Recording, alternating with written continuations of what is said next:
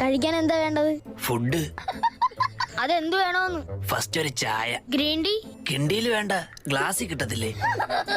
കിണ്ടി അല്ല, green tea ആണോ നോർമൽ ചായ ആണോന്ന്? നോർമൽ. പാലേത് വേണം? ഒട്ടകത്തിന്റെ കിട്ടും. അതില്ല. പിന്നെ എന്തുണ്ട്? പശുവിന്റെ പാലുണ്ട്. പിന്നെ എന്തിനാ ഏത് പാല് വേണമെന്ന് ചോദിച്ചത്? മെനു നോക്കിയോ? നോക്കി.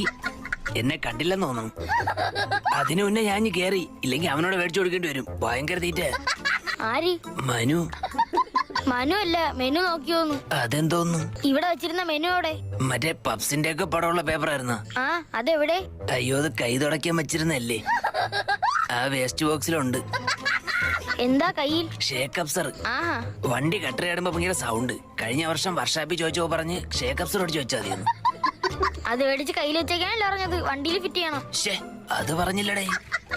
കഴിക്കാൻ ഷേക്ക് അപ്സർ അല്ല, ഷേക്ക്